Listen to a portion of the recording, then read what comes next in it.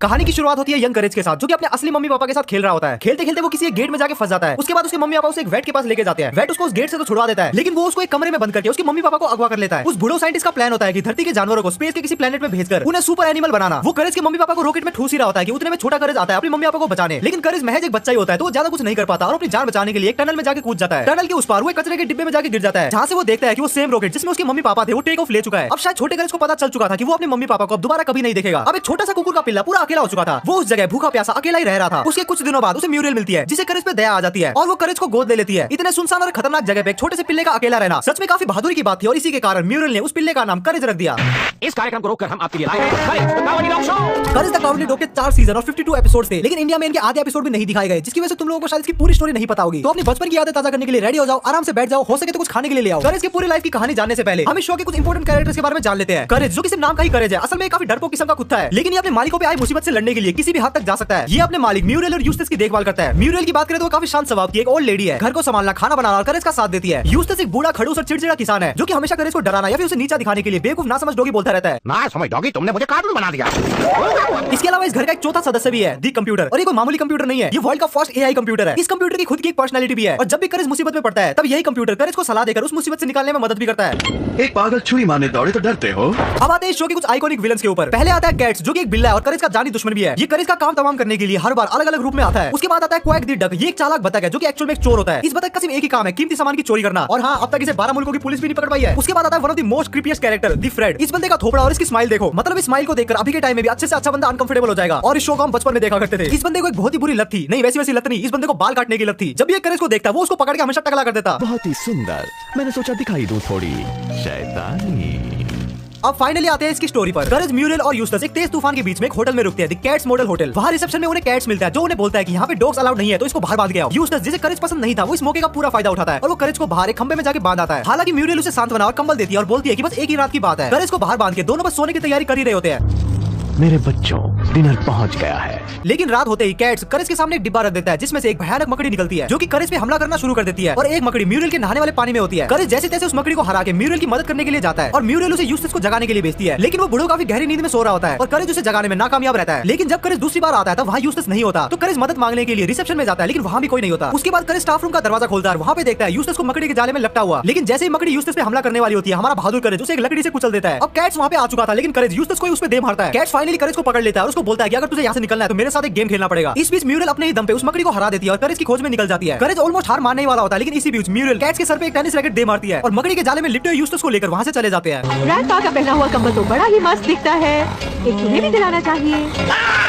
इसके next episode में हमें इसी शो के एक बदनाम विलन क्वैक द डक से मिलवाया जाता है। जैसा कि मैंने बताया कि वो एक चोर होता है। एपिसोड की शुरुआत होती है यूस्टस के अपने छत रिपेयर करने से, तभी एक लकड़ी का टुकड़ा टूटकर म्यूरियल के सर पे लगता है और वो अपनी सारी याददाश्त खो देती है। यूस्टस इस मौके का पूरा फायदा उठाता है और सबसे पहले वो करेज को लात मार के घर से बाहर निकाल देता है और वो म्यूरियल को बोलता है कि उसका सिर्फ एक ही काम है, उसके हर हुक्म का पालन करना और उसके लिए खाना बनाना। म्यूरियल, जो कि याददाश्त खो चुकी थी, उसे लगा कि हाँ भाई शायद यही मेरा काम होगा। करेज, जो कि घर के अंदर वापस आना चाहता है और म्यूरियल की मदद भी करना चाहता है, तो वो एक डॉक्टर को फोन लगाता है, लेकिन असली डॉक्टर की जगह द क्वैक आ जाता है घर में चोरी करने के मकसद से। ये लो मेरा कार्ड, मैं हूँ डॉक्टर लेभागा, क्या आप ही मरीज है? कौन मरीज कहाँ है?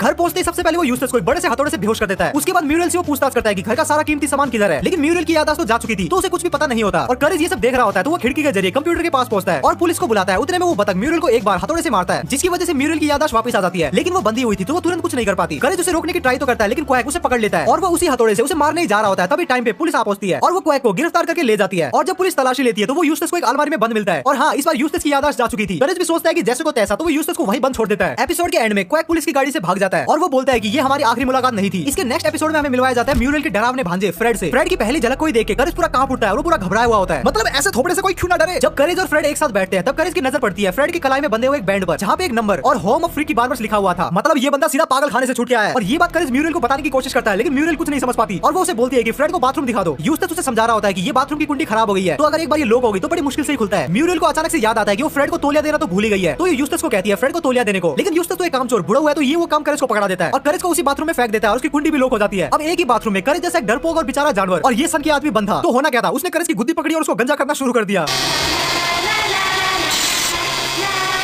उतर आई मुखड़े पे उसके हैरानी, बेरंग हो गया चेहरा नूरानी। करेज फ्रेड के कलाई में बंधे हुए नंबर को देखने की ट्राई तो करता है, लेकिन फ्रेड उसे तुरंत ही छुपा देता है और करेज चिल्ला ना पाए इसके लिए उसके मुंह में पैनकेक ठूस देता है। और एंड में करेज को पूरी तरीके से गंजा करने के बाद फ्रेड काफी खुश होता है और वो नाचने लग जाता है। और इसी मौके का फायदा उठाकर करेज उसके बैंड में लगे हुए नंबर को डायल कर देता है। हेयर पुलिस तुरंत से आ जाती है और फ्रेड को पकड़ के ले जाती है और फ्रेड भी खुशी खुशी चला जाता है क्योंकि उसका मकसद पूरा हो चुका था, करेज को गंजा करना। अब जो नेक्स्ट एपिसोड है वो एक पूरी जनरेशन के लिए काफी आइकॉनिक और मेमोरेबल था। इस एपिसोड में करेज को गड्ढा खोदते हुए एक अलग सा पत्थर मिल जाता है और वो पत्थर करेज अपने घर पे ले जाता है। स्टार्टिंग में तो यूस्टस को लगता है कि ये डॉगी कोई फालतू सा पत्थर उठा लाया है, और जैसे उसे न्यूज से पता चलता है कि ये सेम पत्थर गायब हो चुका है जिसकी कीमत करोड़ों में, तो वो खुशी से पागल हो जाता है और पत्थर से एकदम चिपक जाता है। उसके बाद आता है पत्थर का असली मालिक जो कि यूस्टस को कहता है, पत्थर लौटा दो, क्या?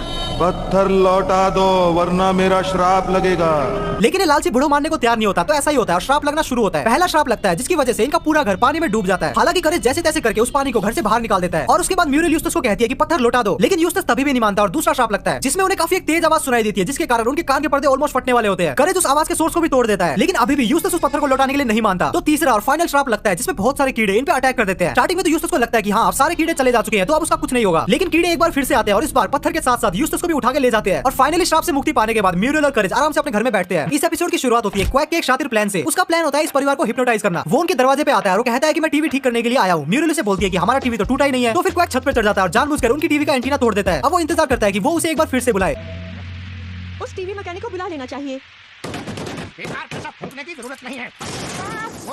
और ऐसा ही होता है, क्वैक वापस आता है और वो टीवी ठीक करने के बहाने टीवी में कुछ करके जाता है और वो टीवी यूस्टस को हिप्नोटाइज कर लेती है और वो यूस्टस को आदेश देती है कि करेज से छुटकारा पाओ। और उसके बाद क्वैक यूस्टस और म्यूरल को हिप्नोटाइज करके आदेश देता है कि पास के जैकपॉट से सारा पैसा चुरा के ले आओ। और वो ऐसा ही करते हैं। वो कार में बैठकर लोटस स्टैंड की तरफ बढ़ रहे होते हैं। उतने में म्यूरल एक जोकर की ड्रेस पहन के गार्ड का ध्यान भटकाती है और यूस्टस चुपचाप अंदर घुसकर पैसा चुराना शुरू करता है। लेकिन उन्हें इस बात का अंदाजा नहीं था कि करेज चोरी रोकने के लिए चुपचाप उनके पीछे आ गया था। डरते डरते लेकिन चालाकी से करेज लॉटरी के सारे पैसे रास्ते में गिराना शुरू करता है ताकि लोग उसे देखें और उन्हें पता चले कि लॉटरी के पैसे कहां जा रहे हैं। और उसके बाद पुलिस उन पैसों को लाइन से फॉलो करती है और एक बार फिर से क्वैक को गिरफ्तार कर लेती है। लेकिन जैसा हर बार होता है, क्वैक इस बार भी पुलिस से भाग जाता है और वो जोर से चिल्लाता है कि मुझसे पीछा छुड़ाना इतना आसान नहीं है और मैं फिर से आऊंगा। नेक्स्ट एपिसोड की शुरुआत होती है एक बार फिर से कैट्स के साथ, जो कि अपने जैम मॉन्स्टर की मदद से म्यूरल को अगवा कर लेता है। म्यूरल को अगवा करने के पीछे उसका मकसद म्यूरल की फेमस कैंडी एप्पल की रेसिपी को हासिल करना था। तकदीर की खराबी देखिए, कहीं नई मीठी मिठाई कॉन्टेस्ट में हर साल मुझे दूसरा नंबर ही मिलता है। कैट्स उसे धमकाता है कि अगर रेसिपी नहीं दी तो तुझे टपका दिया जाएगा, लेकिन म्यूरल उसे रेसिपी नहीं बताती। और इसी बीच यूस्टस घर वापस आता है और वो म्यूरल को घर में नहीं देखता, लेकिन उसे जैम मॉन्स्टर के थ्रू छोड़े हुए जैम के टुकड़े जरूर दिखते हैं, जिसे फॉलो करते करते वो कैट्स के अड्डे की तरफ पहुंच रहा था। और उधर करेज को भी बबलगम की रस्सियों की मदद से बांध के रखा था, लेकिन करेज उन रस्सियों को चबा देता है और एक बड़ा सा बबलगम फुलाता है और उसी की मदद से उड़कर वो सीधा कैट्स के ऊपर आके गिरता है, जिससे वो म्यूरल को तो बचा लेता है लेकिन वो कैट्स के साथ साथ सीढ़ियों से नीचे गिर जाता है। और जैसा कि हमेशा होता है, कैट्स उसे एक और गेम के लिए चैलेंज करता है और इस बार ये गेम था स्टीयरिंग कॉन्टेस्ट। करेज का पूरा ध्यान बस घूरने में लगा हुआ था और उतने में यूस्टस आ पहुंचता है, जो कि जैम मॉन्स्टर को डरा के भगा देता है। बुढ़ो ने जिंदगी में पहली बार कुछ अच्छा काम किया है। लेकिन यूस्टस की उस आवाज से करेज भी डर जाता है और वो ये चैलेंज हार जाता है। और हारने की सजा के तौर में कैट्स उसे गम ड्रॉप बनाने की मशीन में फेंक देता है और अब करेज पूरी तरीके से कैंडी बन जाता है। उस तरफ यूस्टस, जो कि ज्यादा कुछ नहीं करता, इस बार वो म्यूरल को बचाने के लिए कैट्स से भिड़ जाता है। हालांकि कैट्स यूस्टस पे भारी पड़ रहा होता है और उतने में अपना हीरो करेज लुढ़कता लुढ़कता वापस आता है, कैट को एक मशीन में फेंक देता है और इस तरह करेज यूस्टस और म्यूरल को बचा लेता है और कैट्स अब एक टॉफी बन चुका था। म्यूरल उसे बताती है कि उसकी रेसिपी का सीक्रेट इंग्रेडिएंट विनेगर है। और इस एपिसोड का एंड होता है नोवेल स्वीट स्टफ कॉन्टेस्ट में, जहां एक और बार म्यूरल फर्स्ट आती है और कैट्स सेकंड। नेक्स्ट एपिसोड की शुरुआत होती है ग्रोथ इंडस्ट्रीज नाम की कंपनी से, जो कि बालों के एक खास type AB XYZ blood group वाले लोगों के पीछे पड़ी होती है, क्योंकि उनकी बाल उगाने वाली दवाई इन्हीं लोगों पे सबसे अच्छा असर करती है। और जैसा कि हर बार होता है, म्यूरल इस बार शिकार बनती है। कंपनी डॉक्टर से पूछती है कि क्या उनके पास AB XYZ ये ब्लड ग्रुप वाले लोग हैं, क्योंकि उनके टेस्ट सब्जेक्ट खत्म हो रहे हैं। डॉक्टर पहले तो मना करता है, लेकिन थोड़ी सी रिश्वत मिलने के बाद वो उन्हें म्यूरल के बारे में बताता है। ग्रोथ इंडस्ट्रीज वाले लोग सीधा फार्म हाउस पे पहुंचते हैं और म्यूरल को किडनैप करके अपने साथ ले जाते हैं। करेज को ये सब काफी अजीब लगता है तो वो तुरंत डॉक्टर को कॉल करता है, जहां उसे पता चलता है कि डॉक्टर ने म्यूरल की जानकारी उनको दी थी। करेज क्लिनिक जाके म्यूरल की फाइल देखता है तो उसे पता चलता है कि म्यूरल को क्यों उठाया गया है।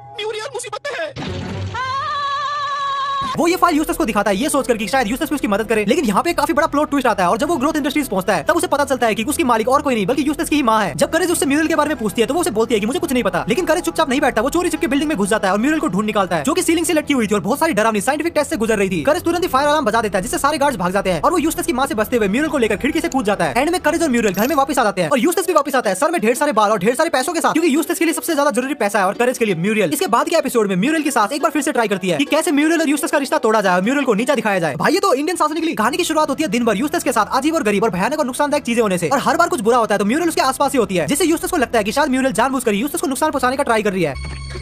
तुम्हारे हाथ का खाना नहीं खाऊंगा मैं। ये क्या कह रहे हो यूस्टस? मैं कह रहा हूँ कि कपड़े तंग करने, उड़ाए जाने और चिड़ियों से चौचवाने के बाद मुझे सोचना ही पड़ेगा कि तुम्हें मुझसे खुंदक है। यूस्टस अपनी माँ को फोन करके शिकायत करता है और उसकी माँ तुरंत घर पे पहुंच जाती है। दावा करती है कि उसके पास काउंसलिंग का एक लाइसेंस है, जो कि उसके पास बिल्कुल नहीं होता। माँ उसे काउंसलिंग देती है और बातचीत शुरू करने से पहले वो उसे कहती है कि अब उसकी शादी नहीं बच सकती। करेज को भैंस और माँ की बकवास बिल्कुल पसंद नहीं आती, तो वो कंप्यूटर की मदद से खुद ये काउंसलिंग लाइसेंस बनवा लेता है। करेज के द्वारा कराई गई काउंसलिंग में सब कुछ ठीक ठाक चलता है और यूस्टस और म्यूरल फिर से सुलह कर लेते हैं। तभी एक भूतनी औरत दिखाई देती है, जो कि करेज को बोलती है कि वही सारी परेशानी की वजह थी, क्योंकि उसे लगता था कि म्यूरल के पूर्वजों ने उसके पति लोस नेस को झील में फेंक दिया था। म्यूरल की सास इस बात पे यकीन नहीं करती और म्यूरियल और यूस्टस के रिश्ते को बर्बाद करने का प्लान आगे बढ़ाने की तैयारी करती है। माँ कमरे में जाकर म्यूरियल पे झूठे आरोप लगाती है और वो भूतनी ऐसा करने में उसे मदद भी करती है। करेज ये सब चीजें देख लेता है और माँ को रोकने के लिए वो एक चीज की मदद लेता है जिससे उसका ध्यान भटक जाता है। जब माँ उस चीज को देखती है तो वो एक ट्रांस में चली जाती है और अपने जीवन के सारे राज उगलने शुरू कर देती है। और उसके बीच एक इंपॉर्टेंट बात बताती है कि उसके ही पूर्वजों ने एक आदमी को झील में फेंका था। ये सुनते ही भूतनी को पता चल जाता है कि म्यूरियल नहीं, म्यूरियल के सास के पूर्वजों ने उसके पति को झील में फेंका था और वो सास का पीछा करते हुए उसे घर से भगा देती है। और उसके बाद के एपिसोड में फैमिली के कंप्यूटर से अच्छी तरीके से मिलने का एक मौका मिलता है। एपिसोड की शुरुआत होती है करेज की एक छोटी सी डायरी में कुछ लिखने से जो कंप्यूटर में सेव होती है। करेज की यादें पढ़ते हुए कंप्यूटर उसे कहता है कि तुम तो बिल्कुल भी बहादुर नहीं हो, अगर मुझे मौका मिले तो मैं तुमसे कहीं बेहतर कर सकता हूँ। और उसी रात एक भयानक तूफान आता है जिसकी वजह से घर के सारे इलेक्ट्रॉनिक सामान में काफी तेज बिजली दौड़ती है, इतनी ज्यादा कि कंप्यूटर जिंदा होने लगता है और अपना एक शरीर उगाकर इधर उधर चलने फिरने लगता है। अब वो कंप्यूटर सिर्फ एक मशीन नहीं रहा, वो खुद को एक ताकतवर इंसान समझने लगता है। वो खुद को सो रहे यूस्टस के शरीर में डाउनलोड कर लेता है और उसके शरीर को कब्जे में ले लेता है। लेकिन यूस्टस से कमजोर बूढ़ा होता है तो कंप्यूटर कहता है कि मुझे एक ऐसा शरीर चाहिए जिसमें काफी ज्यादा मांस हो। और उसकी नजर पड़ती है म्यूरियल पे। कंप्यूटर म्यूरियल के शरीर को एक सुपर सूट की तरह पहन लेता है और पूरे दुनिया में घूम घूम कर काम करता है जिसे वो बहादुरी मानता है। करेज म्यूरियल को बचाने के लिए और कंप्यूटर की इस पागलपन को रोकने के लिए सारी कोशिशें करता है और दूसरी ओर कंप्यूटर अपने हर कारनामे को हीरोगिरी समझता है और वो एक मशीन में जाके फंस जाता है और वो करेज की मदद मांगता है। करेज उसकी मदद तो करता है लेकिन वो खुद बिजली के झटके का शिकार हो जाता है। और उसके बाद कंप्यूटर करेज को उठाकर अपने घर आता है और अपने कंप्यूटर रूप में वापस आ जाता है और कहता है कि इंसान बनना तो काफी बोरिंग है। म्यूरियल जो कि इस घटना के दौरान पूरी तरीके से बेहोश थी। करेज उसे सारी बातें बताने का ट्राई तो करता है लेकिन म्यूरियल को लगता है कि ये सब करेज की इमेजिनेशन है। इस पूरी सीरीज में हमने एक चीज तो देखी है कि कोई भी विलन करेज पे सीधा हमला नहीं करता बल्कि वो म्यूरियल ये भी यूस्टस के पीछे पड़ा हुआ होता है। लेकिन नेक्स्ट एपिसोड में विलन सीधा करेज को निशाना बनाता है। करेज अपने घर के बाहर अपनी हड्डी चाट रहा होता है तभी उसके सामने एक औरत आती है जो कि करेज को देख के पागल हो जाती है और उसे कहती है कि तुम तो सेम मेरे कुत्ते डंकन जैसे दिखते हो। म्यूरियल जब उन दोनों को देखती है तो उसे लगता है कि शायद करेज ने कोई नई दोस्त बना ली है और वो उस औरत को घर में इनवाइट करती है। घर के अंदर आने के बाद उन्हें पता चलता है कि वो औरत कोई आम औरत नहीं है बल्कि एक तूफान की देवी है जो कि अपने खोए हुए कुत्ते डंकन की तलाश में निकली हुई है और वो करेज को डंकन समझकर उसे पागलों की तरह चिपक रही है। धीरे धीरे म्यूरियल को भी लगता है कि ये औरत शायद कुछ ज्यादा ही हदें पार कर रही है और रात को डिनर के दौरान वो औरत साफ साफ कह देती है कि करेज उसका कुत्ता है और वो उसका वापस लेके जाएगी। म्यूरियल जिसके लिए करेज उसके बच्चे जैसा था ये सुनकर वो नाराज हो जाती है और कहती है कि करेज उसका कुत्ता है। ये सुनकर तूफान की देवी गुस्से में आ जाती है और गुस्से में वो तूफान ले आती है और तूफान की मदद से करेज उड़कर डंकन की तलाश में निकल जाता है। जल्दी ही किसी के बताने पे उसे पता चलता है कि डंकन को सीवर में देखा गया था। करेज सीवर में जाता है और वहाँ उसे पता चलता है दी गोल्ड बोन के बारे में। पर ध्यान रहे चूसना कतई नहीं,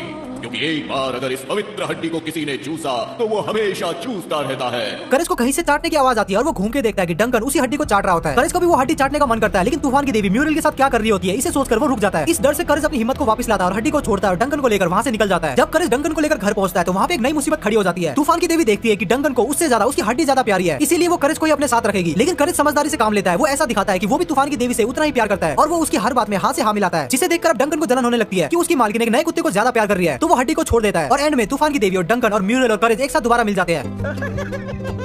इसके बाद करेज का जानी दुश्मन क्वैक फिर से वापस आ जाता है और इस बार वो काफी खतरनाक प्लान के साथ आया था। इस बार वो म्यूरियल का इस्तेमाल करके एक स्वीडिश बैंक को लूटना चाहता था। एपिसोड की शुरुआत होती है हमेशा की तरह करेज और म्यूरियल के साथ जो कि किचन में कुछ बना रहे होते हैं। उतने में यूस्टस आता है और कहता है कि मुझे मेरा चश्मा नहीं मिल रहा। म्यूरियल करेज को कहती है कि बाहर जाके यूस्टस का चश्मा ढूंढ दो, मतलब ये बुढ़ो किसी काम का ही नहीं है। लुक बैक फिर आ गया।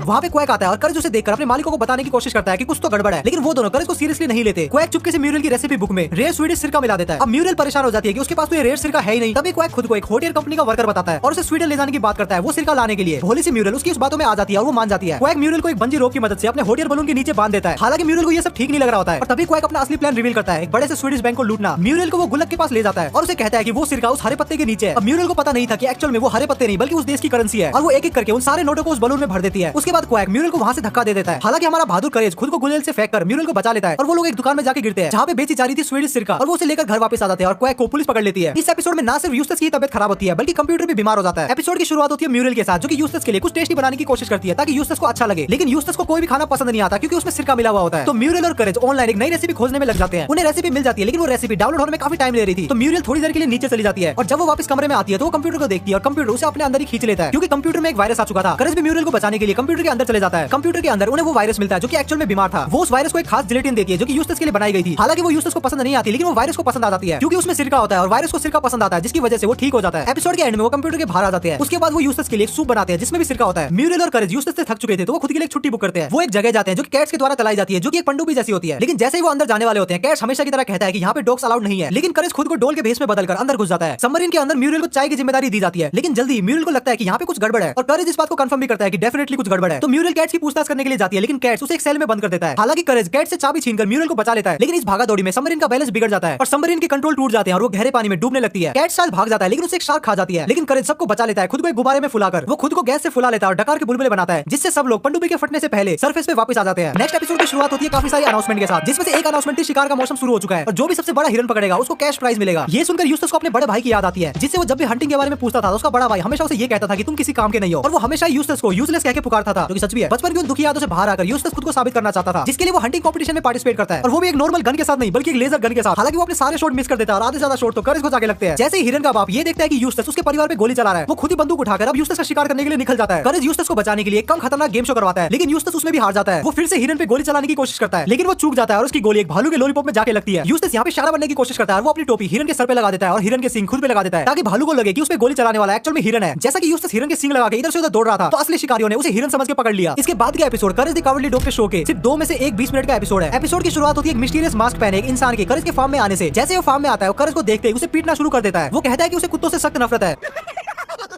म्यूरल हमेशा की तरह करेज को बचा लेती है और उसे चाय पे बुलाती है। चाय के दौरान वो मास्क मैन उन्हें बताता है कि उसका नाम किटी है, और वो एक कहानी सुनाता है अपने दोस्त बनी की, जो कि मैड डॉग नाम के गैंगस्टर कुत्ते से प्यार कर बैठती है। वो कुत्ता बहुत ही एग्रेसिव था और वो बनी को धमकी देता था कि अगर वो भागने की कोशिश करे या फिर किटी के आसपास दिखे तो वो उसे मार डालेगा। कहानी के दौरान यूस्टस बोलता है कि किटी को अपना मास्क हटा देना चाहिए। इससे गुस्सा होकर किटी टेबल पे रखे सारे बर्तनों को फेंक देती है। रात के खाने में जब एक बार फिर से मास्क की बात होती है, तो किटी शांत रहती है और वो कहती है कि वो सच्चाई का सामना करने से डरती है। जिसपे म्यूरल कहती है कि सबको किसी न किसी टाइम पे अपनी सच्चाई का सामना तो करना ही पड़ता है। जिसपे किटी कहती है कि म्यूरल रात को चुपचाप केक खाती है, और यूस्टस जो कि फिक्स्ड मैन कहलाता है वो कुछ भी ठीक नहीं कर सकता। रात को करेज किटी पे नजर रखता है और वो देखता है कि किटी एक्चुअल में एक बिल्ली है। वाह क्या खुलासा है, मतलब नाम से पता नहीं चल रहा था। करेज को पूरा यकीन हो गया था कि किटी का मास्क एक मॉन्स्टर है जो कि उसे अपने कब्जे में लेता है, और फिर उसे डरावने सपने दिखाई देने लगते हैं। करेज म्यूरल और यूस्टस को चेतावनी देने की कोशिश करता है, लेकिन हमेशा की तरह वो उसकी बात को नहीं समझते। तो करेज उन दोनों को उनके ही कमरे में लॉक कर देता है। करेज किटी के खिलौने चूहे को सबूत मानते हुए पुलिस के पास ले जाने की तैयारी करता है। उसके बाद करेज जब एक रेस्टोरेंट में डिनर कर रहा होता है, और फिर वहाँ पे काम करने वाले से उसे पता चलता है कि मैड डॉग बनी को कहाँ रखता है। इस बीच जब करेज बाहर होता है, तब घर के सारे लोग बाहर निकलने की ट्राई करते हैं, और किटी खिड़की से बाहर निकल जाती है और मान लेती है कि करेज ने ही किटी का खिलौना चुराया है, और करेज को खोजने के लिए निकल पड़ती है। मेरी प्यारी बनी, तुम मुझसे नाराज क्यों हो? क्या किटी की याद आ रही है? उसे भूल भी जाओ ना, मैंने तुम्हें झोपड़ी से निकालकर महलों में पहुंचा दिया। मैड डॉग के ठिकाने से करेज किसी तरीके से बनी को बचा लेता है, जबकि उस पे काफी सारे कुत्ते अटैक करते हैं। भागते वक्त मैड डॉग उन्हें अपनी कार से कुचलने की कोशिश करता है, लेकिन करेज कार पर कूदकर उसे ट्रेन की पटरी की तरफ मोड़ देता है और शायद कुचला जाता है। किटी दूर से बनी को आवाज लगाती है। बनी फिर किटी को कहती है कि करेज ने ही उसकी जान बचाई है, और फिर किटी कहती है कि शायद सारे कुत्ते बुरे नहीं होते। अब फाइनली वो एपिसोड आता है जिसमें हमें करेज का पास्ट दिखाया जाता है, जिसकी एक छोटी सी समरी मैंने तुम लोगों को इंट्रो में बताई थी। एपिसोड की शुरुआत में करेज एक एड देख रहा होता है जिसमें मिसिंग डॉग के बारे में बताया जाता है। तभी उसे फ्लैशबैक आना शुरू होता है। पहले फ्लैशबैक में उसे ये यादें आती है कि कैसे वो अपने मम्मी पापा से अलग हुआ था। वो देखता है कि वो अपने मम्मी पापा के साथ बॉल से खेल रहा होता है, और खेलते खेलते उसका सर एक गेट में जाके फंस जाता है। उसके बाद उसके पेरेंट्स उसको एक वेट के पास लेके जाते हैं, जो वेट करेज को उस गेट से तो छुड़वा देता है, लेकिन उसके मम्मी पापा को किडनैप कर लेता है। फ्लैशबैक खत्म होता है और म्यूरल करेज के लिए परेशान होती है, क्योंकि करेज कुछ नहीं बोल रहा होता, बस ऐसे ही बैठा हुआ होता है। और जब यूस्टस भी करेज को डराने की कोशिश करता है और करेज कोई भी रिएक्शन नहीं देता, तब उन्हें लगता है कि करेज की तबियत खराब है, तो वो उन्हें उसी सेम वेट के पास लेके जाते हैं। करेज को एक बार फिर से फ्लैशबैक आता है, और उस फ्लैशबैक में करेज देखता है कि उस वेट के पास बहुत सारे एलियन टाइप के जानवर बंद थे, और वो वेट करेज के पेरेंट्स को जबरदस्ती एक अलग कमरे में ले जा रहा होता है। जैसे ही करेज उस वेट को एक बार फिर से देखता है, तो उसको एक और फ्लैशबैक आता है। यंग करेज देखता है कि उसके पेरेंट्स को एक रॉकेट में बंद किया जा रहा है, और वो उन्हें बचाने की कोशिश करता है, लेकिन दरवाजा बंद हो चुका था। वो वेट करेज को भी उसी रॉकेट में डालने की पूरी तैयारी कर रहा था। तभी म्यूरल और यूस्टस आते हैं करेज को बचाने के लिए। तभी वो वेट बताता है कि वो कुत्तों को स्पेस में भेजकर उन्हें बड़ा और ताकतवर बना रहा है। ये सुनकर करेज को वो दिन याद आता है जब वो इधर उधर भाग रहा था और अपने मम्मी पापा को नहीं बचा पाया। और फिर प्रेजेंट में वो डॉक्टर म्यूरल और यूस्टस को भी रॉकेट में डाल देता है, लेकिन इस बार करेज टाइम रहते ही उस रॉकेट से बाहर आता है। और इस बार करेज हार मानने वाला नहीं था। वो वेट के स्टेथोस्कोप में जोर से चिल्लाता है, और जैसे ही डॉक्टर अपने कान को पकड़ता है, करेज उसकी चाबियां चुरा लेता है और उस रॉकेट का दरवाजा खोलकर म्यूरल और यूस्टस को फ्री कर देता है, क्योंकि वो दूसरी बार भी अपने पेरेंट्स को नहीं खोना चाहता था। और फिर करेज उस डॉक्टर को उसी रॉकेट में डाल देता है और स्पेस में उड़ा देता है। और उसके बाद वो वेट उसी प्लेनेट पे पहुंच जाता है जहां पे उसके भेजे हुए बहुत सारे डॉगीज थे, और उन्हीं के बीच करेज के पेरेंट्स भी थे, जो कि उस डॉक्टर को पूरी पीटने की तैयारी कर चुके थे। और उसके बाद करेज को एक आखिरी फ्लैशबैक आता है कि कैसे म्यूरल ने उसे अडॉप्ट किया, और अभी प्रेजेंट में करेज म्यूरल की गोद में होता है, पूरी तरीके से खुश और सुरक्षित। ये तो थी करेज द कावर्डली डॉग की एंटायर स्टोरी। अगर तुम वीडियो यहाँ तक देख रहे हो, इसका मतलब तुम्हें वीडियो डेफिनेटली पसंद आ गई है। अगर तो वीडियो पसंद आ गई तो एक लाइक करके जरूर जाना, क्योंकि इससे मुझे बहुत ज्यादा मोटिवेशन मिलती है। और कमेंट में ये जरूर बता देना कि तुम्हें अगली वीडियो किस पर चाहिए। और अगर ऐसी वीडियो को मिस नहीं करना चाहते